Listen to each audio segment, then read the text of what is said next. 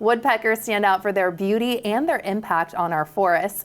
And in his new book, Woodpecker, local photographer and author Paul Bannick shows us why woodpeckers matter, what makes them unique, and how we can better understand their role in nature. Paul, thank you so much for joining us. Oh, thank you for having me. It's my pleasure. So what first sparked your interest in the woodpecker? For my whole life, I've been an avid outdoors person, and I noticed that whenever I was in a new place with new surroundings, I was woken up in the morning by a new call. And it was a woodpecker's drumming or calling, but there were subtle differences. And those subtle differences told me this was a different species, which in turn told me this is a different kind of place, a different assemblage of trees, a different closure of canopy, and made me curious why it was there and what other woodpeckers were in North America and what they told me about other landscapes. What sets this bird apart? Every habitat in North America is ephemeral. A meadow becomes a savanna, which becomes a woodland, which becomes a forest. But no habitat comes alive until a woodpecker enters the scene. Because a woodpecker comes in and it starts pecking for food. It pecks to create holes that it nests in. And in turn, other animals live in those holes. In fact, more than 30 species of animals require the cavities created by the northern flicker, a relatively common woodpecker. And many of the 41, in fact, all of the 41 species in North America have similar impacts on the places they live. And we're seeing some of the gorgeous photos that you have too. Are there a lot of woodpeckers here in the Seattle area? There are a lot of them. There's the diminutive downy woodpecker, the hairy woodpecker, the northern flicker, the red-breasted sapsucker, the pileated woodpecker. And then if you go into the mountains just east of Seattle, you get the Williamson sapsucker and the red-naped sapsucker and the American three-toed and the blackback and the Lewis's.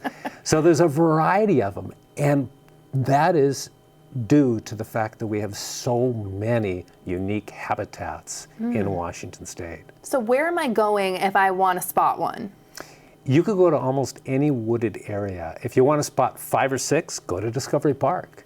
In Discovery Park, you might see the downy, the hairy, the pileated, and the red-breasted sapsucker in a single walk, but not in the same place. They will help tell you you're in a new type of place when you hear their calls or see them drumming. You can feel your passion, which is so amazing. I have to ask though, why do woodpeckers sometimes hammer away at metal poles or gutters? Why does that happen? Well, you'll notice that woodpeckers typically are drumming on surfaces in the early spring, February, March, sometimes into April. It's all about letting birds know that they are healthy and strong, letting mates know they have been a good father or a good mate, and letting rivals know, don't mess with me, I'm strong. Heck yes. So you've called woodpeckers a keystone species. What does that mean in everyday terms? A keystone species is a species who impacts their environment in a degree inordinate to what their numbers would suggest. In the case of the woodpeckers, it's because they create the cavities that other animals live in.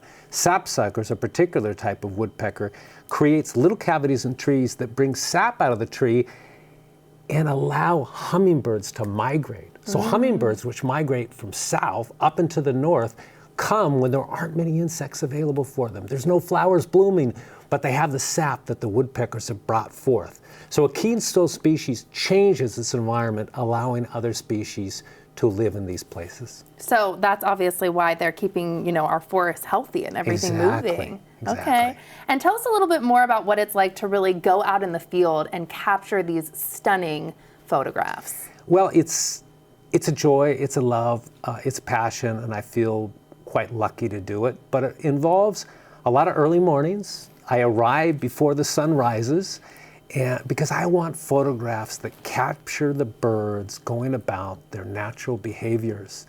And I best do that by arriving before they do. And they're early risers. Oh, yes. So I will get up in the dark. I'll arrive at some place as the sun is rising, and I will anticipate where they will be, where they will move, where they'll forage, where they'll fly, in order to get photos of them coming to me, rather than photos of tail ends flying away from me. Definitely. Is there one in particular that you haven't seen yet with your own eyes that you really are looking forward to seeing? I have seen all of the woodpeckers of the U.S., Canada, the Caribbean islands, Mexico, and the majority of them from Central America, although there's still some South American species and some Asian species I want to see. The South American ones are particularly fascinating to me because they are related to the North American ones. And when you see woodpeckers related to one another, the differences, the color, the size, the shape, where they feed, where they live, tell a story about their adaptation to the changing environment or an opportunity in that environment. So it's wonderful to see the beautiful red crests, but it's even more interesting to see how these birds engage in different systems. Definitely. Thank you so much for being here. This was beautiful work. Truly my pleasure. Thank you.